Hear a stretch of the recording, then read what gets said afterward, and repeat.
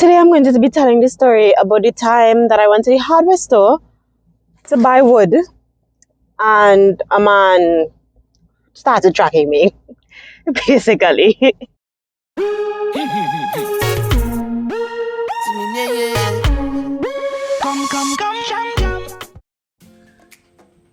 So the year is 2020 and I had just moved into my flat that I live in now.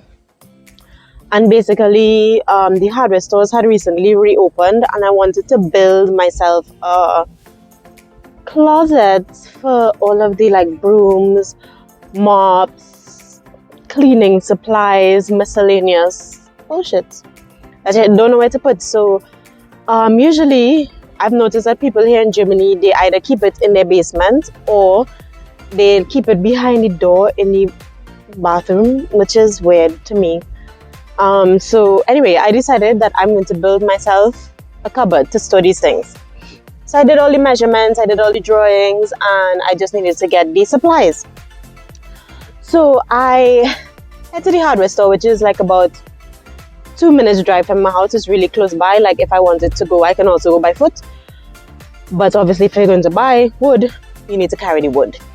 So I'm ready, like I have all the measurements and stuff, and I go there and I get the wood cut, because you can also get it cut directly there. Maybe I have a video of a time that I went there to get it cut and they were taking long. And actually I don't remember if it was on the first time or the second time, because I actually went a few times building this closet, but it doesn't matter.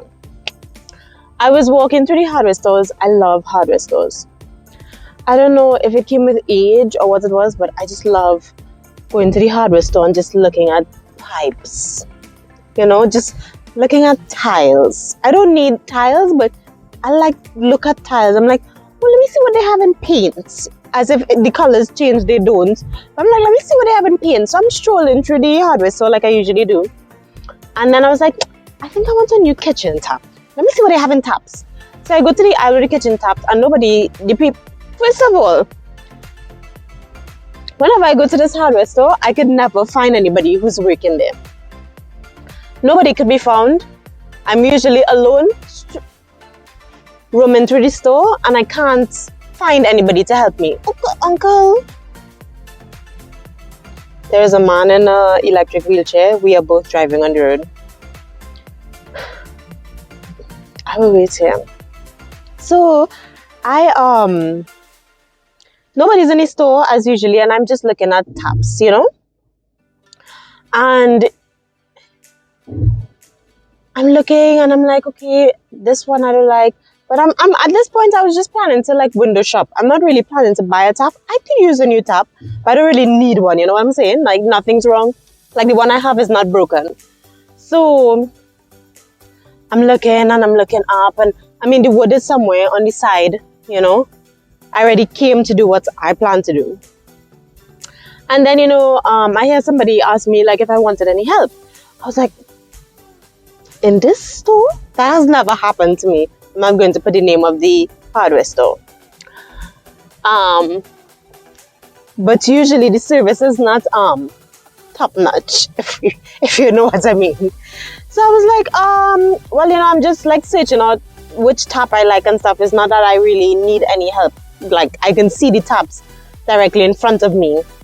Like we don't need to discuss taps, So I'm there, and then he's like fussing around and doing whatever he needs to do. And then he comes to me and he's like, where are you from? And I was like, I'm from Trinidad and Tobago. Now let's pause. I know what y'all are thinking. Why would you answer the where you're from question unless you wanted smalls? But the thing is, I get that question a lot. So it's not uncommon for somebody to just walk up to me and be like, hey, where are you from? And I'd be like, Trinidad and Tobago. Then they'd be like, oh yeah, no, I don't know where it is. Oh, okay, Africa, no. So he asked me where I was from. I was like, no, Trinidad and Tobago. And he's like, I was dating this girl once. She was from Africa. And then I'm looking at the man. I think I had on shades and a mask. So he can't really see my face directly, but at this point, I'm fully rolling my eyes because I already know where the story is going. So he's like, yeah, they met online and they were dating virtually for a while, and they really fell in love, and he sent money for her to come here, and they were really going to get married, and he was so in love with her. Y'all, in love? Online? So anyway, I'm listening to the man's sad story. I already know it's going, and he is like, yeah, she wanted to start her own company as a hairdresser here, and I gave her all the money to start the business, and then when the time came for her to come, she decided that she didn't want to come anymore. And I was like, oh really? Wow, that's so sad. Like, I'm trying to empathize with him as much as possible.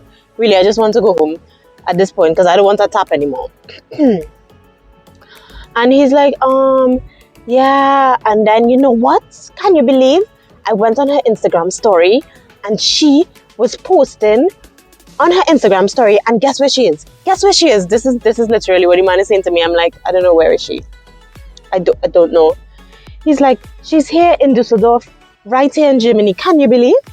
She with my money, and she came and she broke up with me, and it's so sad now, y'all. This is something that happens a lot, apparently. And I don't want to speak on the man himself, but he was an elderly, not elderly. He was a more mature guy. He wasn't in gym form, and yeah. So after he was finished telling me the sad story, he was like, I'm always looking for love, and my friends tell me I was so stupid. Do you think it's because I'm stupid? I mean, I just want to be loved. And I was just thinking at this point, I don't care, So then he was like, anyway, well, which tap you want? So at this point, I'm like, okay, there actually is a tap that I really like. So I told him the one I wanted, and he was looking for the boxes, and they didn't have it in stock. I was like, okay, no problem. I live nearby, like I will just check back in a month or so. He was like, no, give me a number. I'm going to call you as soon as we get it in stock so that it doesn't sell out, because this is a really popular tap. I'm like, no, it's really okay. Like I will check back. Like I really live nearby. I don't mind checking back next month or next week. Like it's not even that important to me to get it urgently, He was like, no, please give me a number. And I was like, okay. So I gave him my number. I know y'all are thinking, why would you give him your number? I'm like, why not? He's working in the hardware store, and I go to the hardware store all the time. I see him all the time, y'all. I gave him my number.